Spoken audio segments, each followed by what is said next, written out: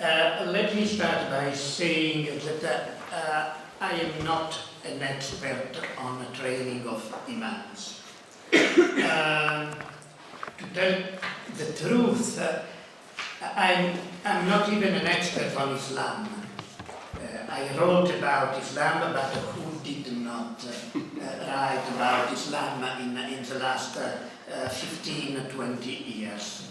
My real field is, I'm a lawyer, and the field where I work are the relations between states and religion. But after all, I think that this fact that I'm not an expert on this topic, a little bit paradoxically, could be an asset, could be an advantage, because in a way it allows me to de-Islamize the Islamic question and to place its manifestations in an appropriate context, in the right context, that is the relations between European states and religions. And the point I'd like to make clear is that if we look at the problem from this angle, the issues connected to the Islamic presence in Europe cease to be seen as something exceptional, are no more something exceptional. The whole problem becomes much less dramatic. And the problem could be summarized in more or less in the following way. What changes in the existing system of state-religion relations are required to answer the problem posed by the increasing religious diversity of Europe? In this sentence, Islam was never mentioned. The real problem is that the increasing religious diversity of Europe. Islam is a part of this picture, but we need to look at Islam within the picture, without taking it out the picture, because if we do that, we lose the proportions, and something which is important becomes something so important that no solution is possible. This is the wrong way to look at the problem. Now, I shall deal with this topic from the angle of the training of Imams in Europe. And I'd like to start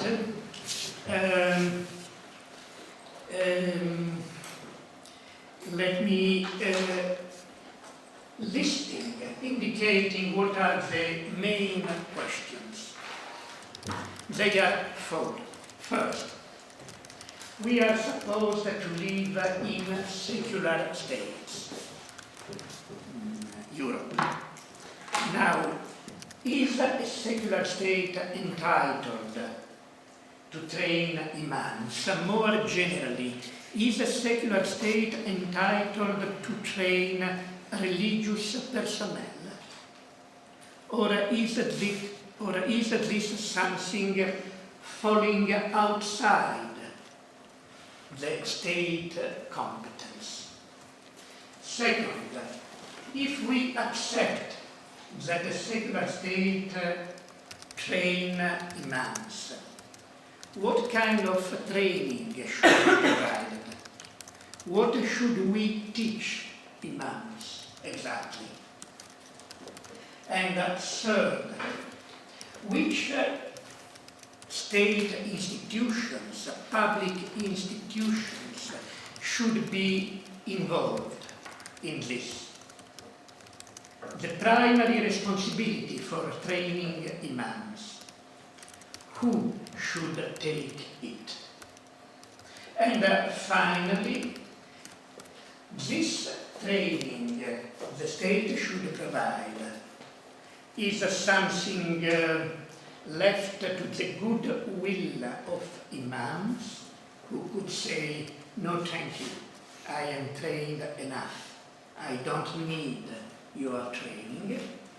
Or is it something that should be conceived as something compulsory, something that all imams should accept?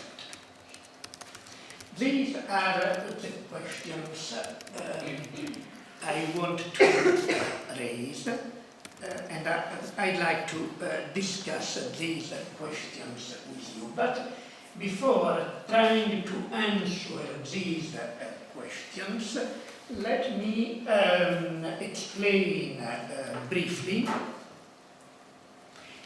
why the training of imams has become a pressing issue in Europe, why everybody is saying we need to train imams. What are the reasons of this convictions, persuasion? Now, the most common argument is more or less the following.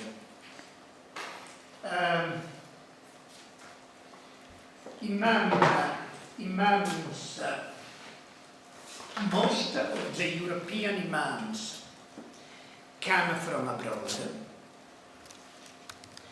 come from Turkey, come from Morocco, come from other non-European countries. They do not know anything about Belgium or France or the countries where they are going to work. Sometimes they do not even know the language, but by sure they do not know the history of these countries. Therefore, they cannot help the Muslim communities living in Europe to express their religious faith in a European way, in a way that takes into account the context where these communities are living. This is the most common argument. Therefore, we need to train imams here in Europe so that they can be a bridge towards the creation of a European Islam that should take the place of what we could call Islam in Europe. There is also a more hidden part of this argumentation, that is a part that is not openly said, or it is said, in Italian we would say sotto voce, with a low voice. And this second part says, imams educated in Europe are less likely to be radical and extremist than imams educated abroad. It is also a matter of security. This is the second argument. I am not fully convinced with this line of reasoning. Mostly because, in my opinion, this argument relies too heavily on what I call an Enlightenment prejudice. That is, the conviction that European civilization and values are so superior than any other civilization and values, that once Imams and more generally non-Europeans will know them, these values, they will not hesitate to embrace them, to accept them. I'm not sure this line of reasoning is right. I would be very glad to discuss at this point with you, but it is the argument that is behind the current idea that more education of Muslims is going to mean less extremism on their part. There is another reason why we need training of Imams. And this second reason is more a matter-of-fact reason. And it is more or less the following. The existing system, the existing relationship between states and religions in Europe is based on cooperation. And state institutions need well-trained imams to cooperate with them. If we want to have religious assistance in prisons, we need well-trained imams who can provide it. If we want teaching of Islamic religion in schools, we need well-trained teachers. And that applies to the different areas of the state religion systems, because this system is based mostly on the idea of cooperation between state institutions and representatives of religious communities.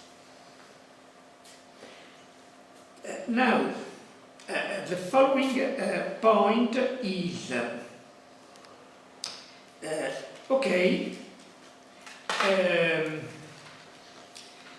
the Muslim communities in Europe, most of them, are not in a position to train their own imam.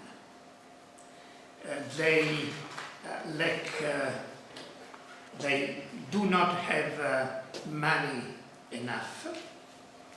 They are not enough strong to do that. And so, as these communities can't provide an effective training of imam, the state should step in and do the job in their place. That is how the reasoning goes. But there are some problems here. And the problem is the following. The problem is the Christian background of Europe. Now, this point, this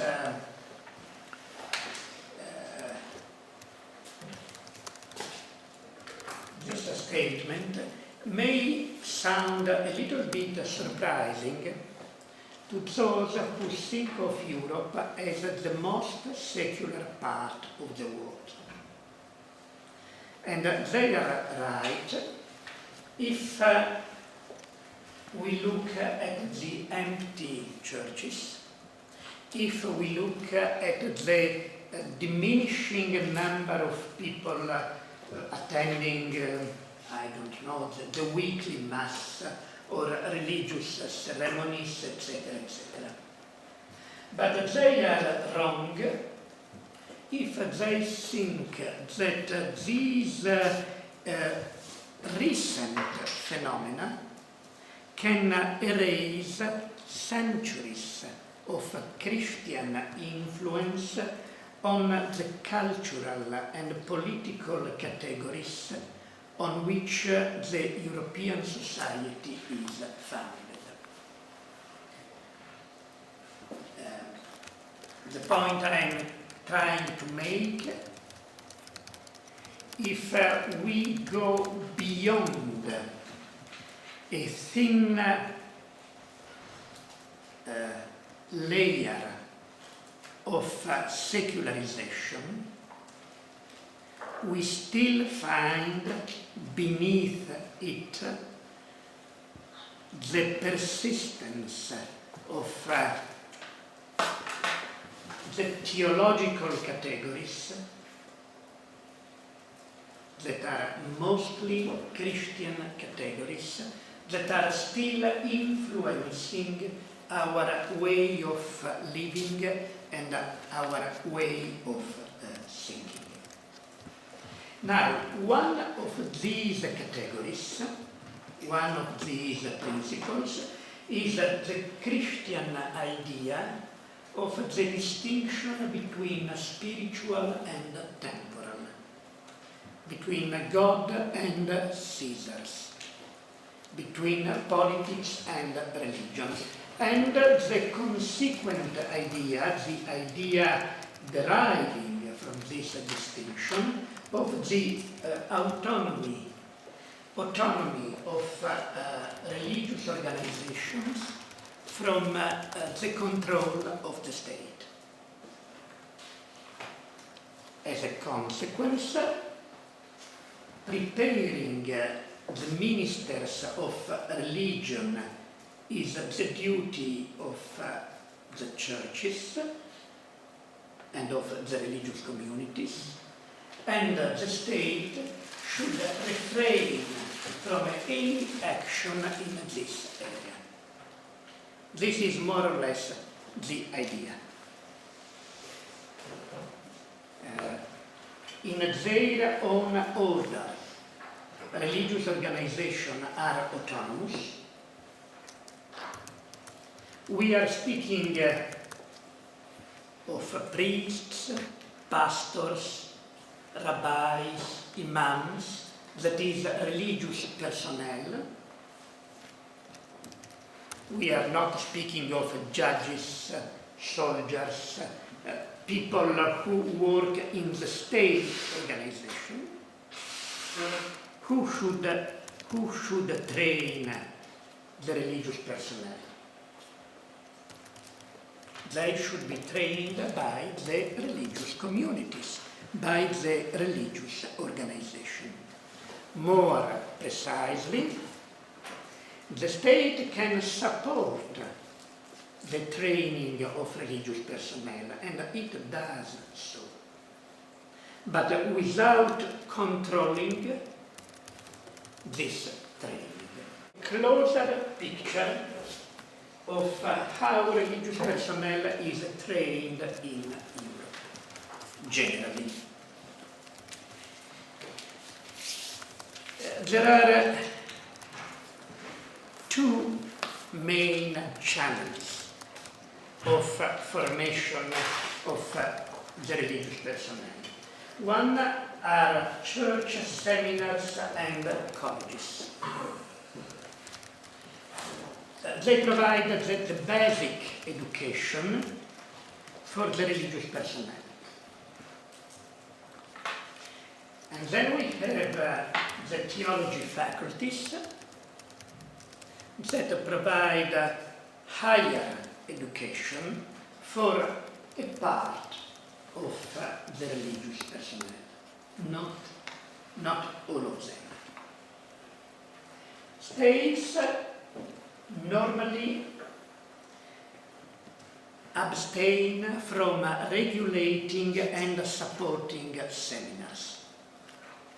They are regarded mostly as private institutions.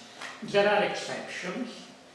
There are some European states, for example Greece, that support and also control the education provided in seminars and colleges, but generally speaking, states do not meddle in this area. On the contrary, most states support theology faculties.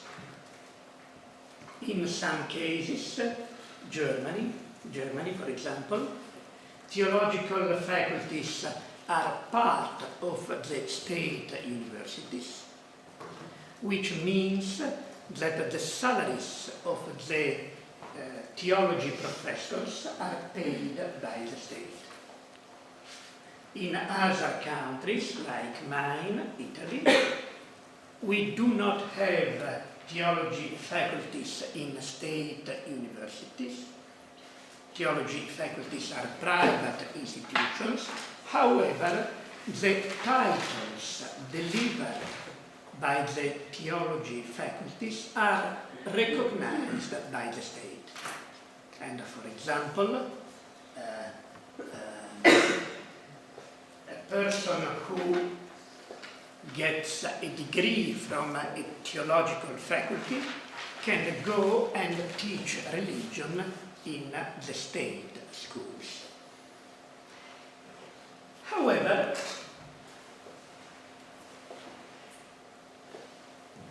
professors, the appointment of professors and the programs of teaching in the theological faculties are normally under church control.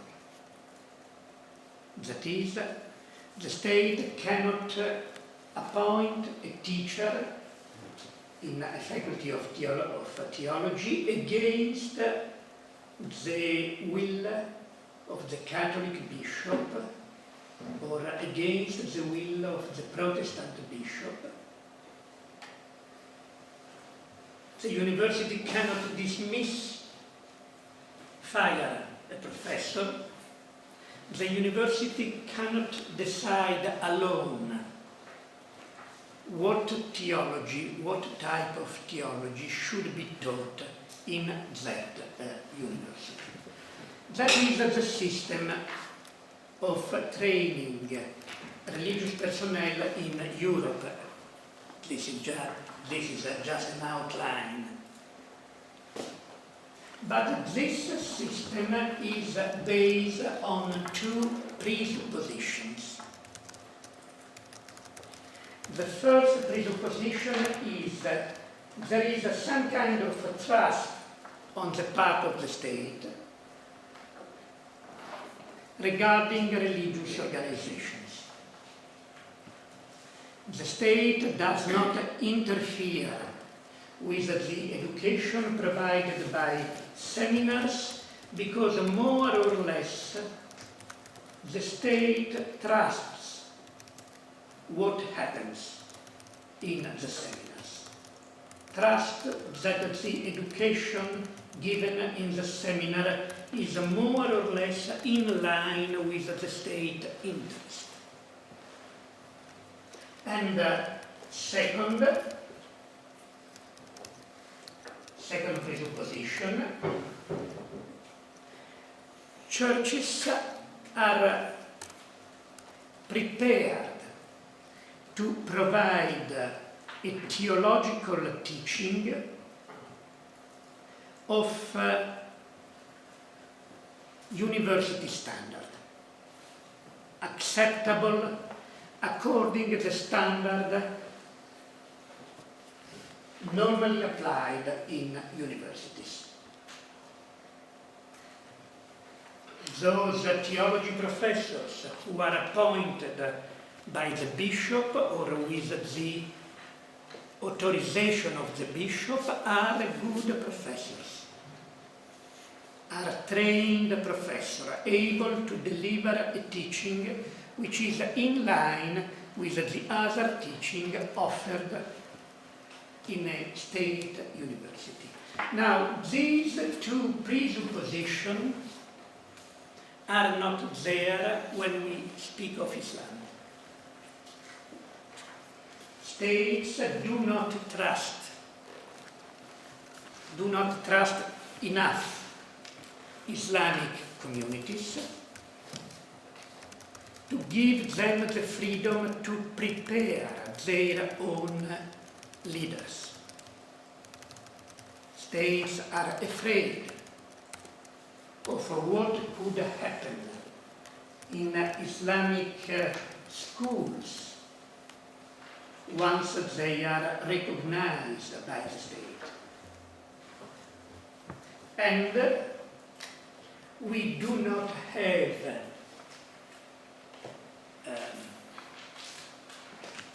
enough professors who are in a position to offer a good teaching of Islamic theology coming from the Islamic community. We have a long tradition in Europe and in some European university, in particular Leiden, for example, of Islamic studies. But these studies are part of a secular approach to Islam and the Islamic religion. And that is not what is offered in the Catholic or Protestant theological faculties that we find in Germany, in Austria, and in other countries. These faculties are connected to the Protestant and Catholic churches. So, at this point, what to do? Before answering, let me give you a very rough description of the situation of the training of imams in Europe. Let me start by saying that we have training of imams everywhere in Europe. Islamic communities train their own imams, sometimes with the support of foreign Islamic institutions, sometimes in connection with public entities, for example, municipalities, universities, etc. But if we look at regular imam training programs involving states or public bodies, public institutions, then we find something significant only in the countries,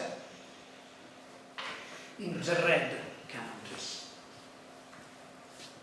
I know that in Belgium they are discussing programs for training for imams right now in these weeks, but as far as I understand, nothing has still started. So Belgium is in yellow, not in red. In these red countries, we find three different ways of training imams. The first way is the UK model, the UK pattern. It is based on Muslim colleges and public universities. Muslim colleges are more or less the equivalent of the Catholic and Protestant seminaries, private institutions where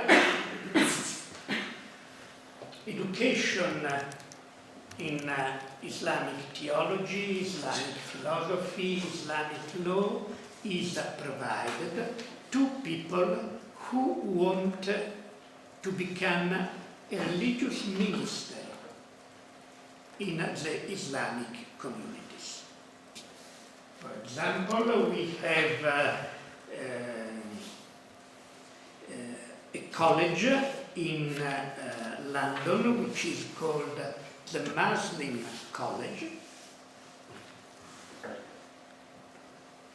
and this college provides this kind of training. And the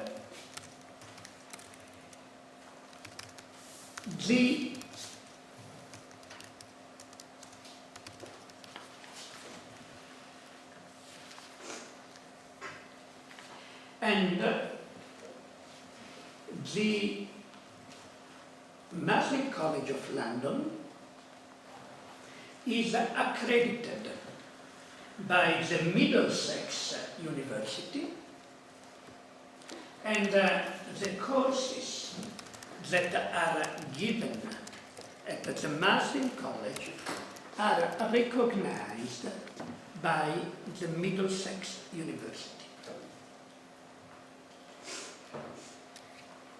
The same applies, for example, for another Muslim private institution, the Markfield Institute of Higher Education, that is placed in Leicester, and whose teaching, whose courses are accredited by the University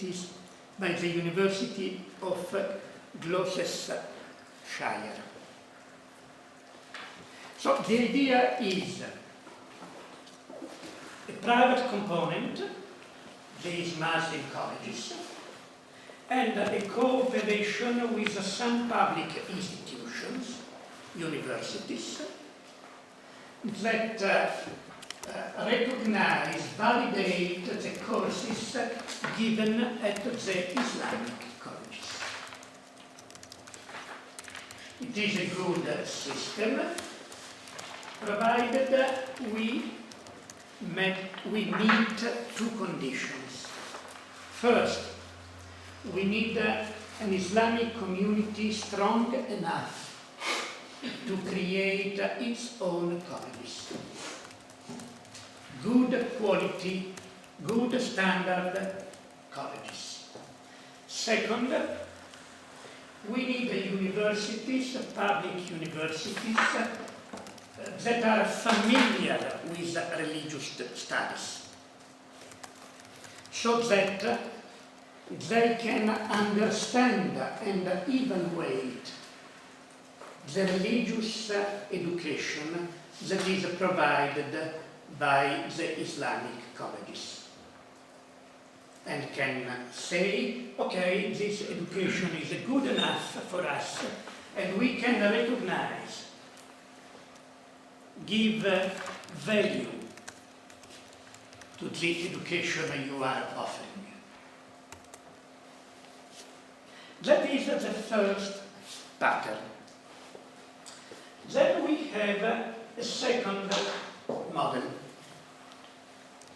and that is the French answer. France is a country with a very different history from the United Kingdom.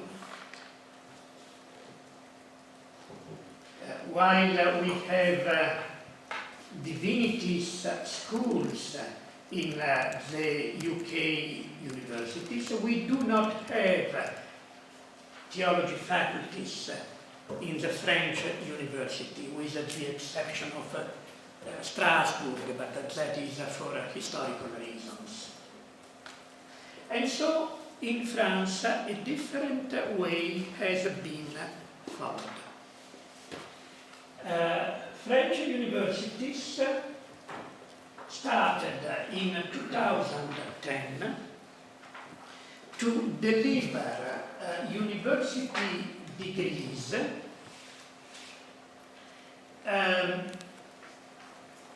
aimed at people who want to work as a leader of a religious community. And these university degrees offer what kind of education? Look at the titles of these diplômes universitaires. The one given in Paris, curiously, not so much curiously, it is given by the Institut Catholique de Paris, by the Catholic University of Paris, not by a state university, because state universities were a little hesitant in providing education connected to religion. Is the French tradition of laïcité. However, the diplôme universitaire delivered by the Paris University is entitled Interculturalité, Laïcité, Religion. In 2012, the University of Strasbourg started a university degree entitled Droit, Société et Pluralité des Religions. Then in Lyon, Religion, Liberté religieuse et again Laïcité. Then Montpellier, Religion et Société démocratique. And finally Aix-en-Provence, Pluralité religieuse, Droit, again Laïcité et Société. That is, what kind of training, education are giving in France? It is something that we could call education to citizenship. What these universities offer is the knowledge of French history, the French legal system, sociology of France, the political categories on which the French government and state are based, which are the values shared in the French society, etc., etc. It is not an Islamic education. It is not a training on Islam. It is a training on the context where the Islamic community are living, where the Imams should work. It is a completely different idea from the UK system. And this system has, by sure, one advantage. State institutions do not meddle with religion. And so there is no problem of who is controlling what, who is deciding who is going to be the professor of the chair of Islamic theology, who is deciding whether we teach Sunni theology or Shia theology, etc., etc. But maybe it is an approach which is a little bit patronizing. I am a Muslim, a third generation Muslim, born in France. My father was born in France too, and you want to teach me which are the French values? Who do you think I am? What do you think I have done during my life and the life of my father? That is the criticism that sometimes is made to this second approach. I don't know how much time. Still there. Okay, I'm going to conclude this time to conclude. Briefly, the third approach. The third line is the German line. Germany is another interesting country because the largest part of Imams working in Germany were trained in Turkey. There was an agreement between the German government and the Ministry of Religious Affairs of Turkey. Imams were trained in Turkey and then sent to Germany to work with the Turkish Muslim community. But recently, in 2011, the federal state decided to devote some money, quite a large amount of money, to create 6 Islamic theology departments in 6 state universities. And these theology departments are the equivalent, the parallel of the Catholic and Protestant theology faculties that exist in the same universities. So the idea is that we already have theology faculties. They teach Catholic theology, they teach Protestant theology.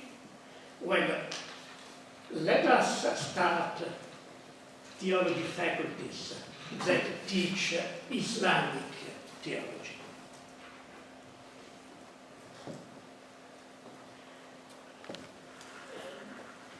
A couple of questions. Some say, okay,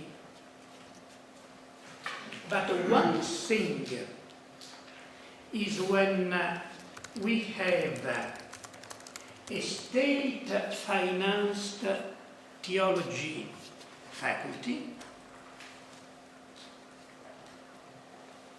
and you are teaching Catholic theology, and you, state and university, have in front of you something solid like the Catholic Church.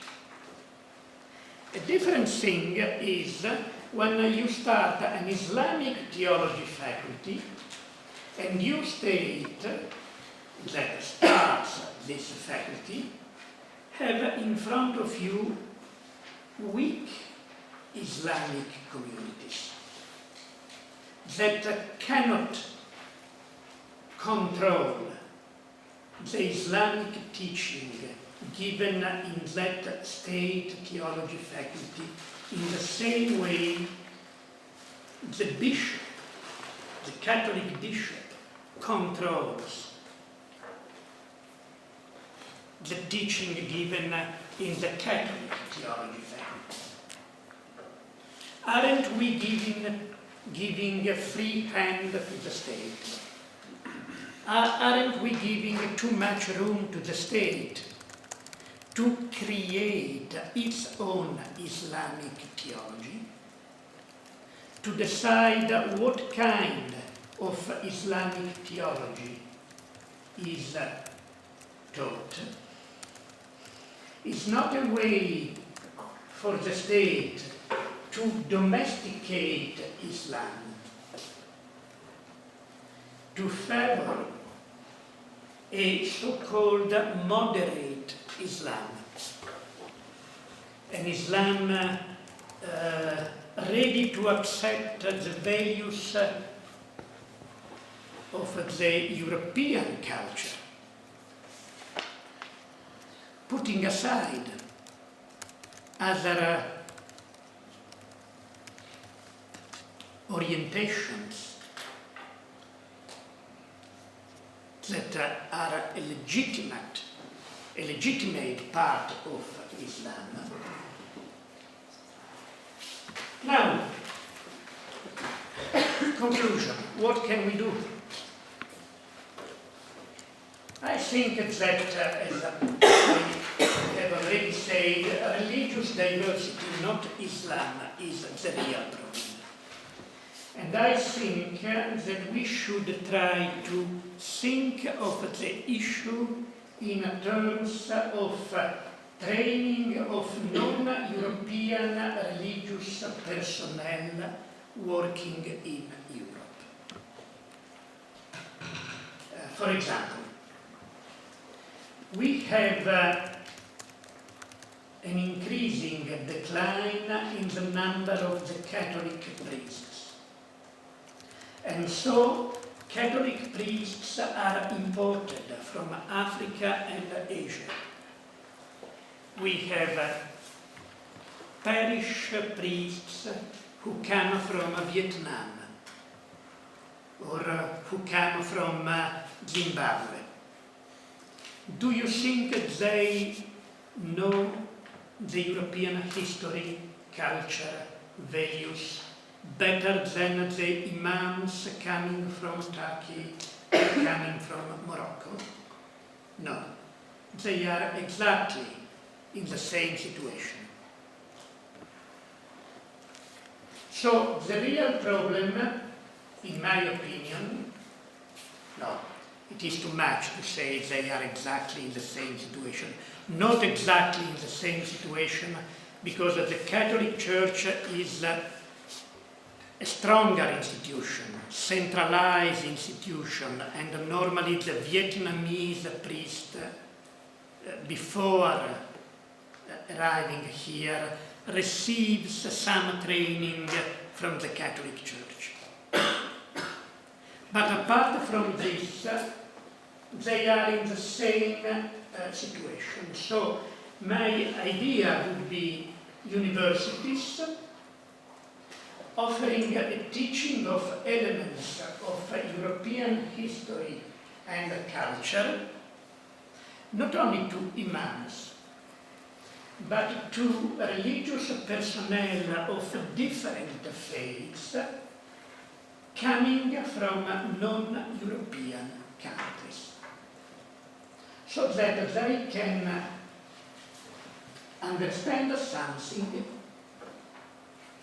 of the context, the society in which they are going to live and work.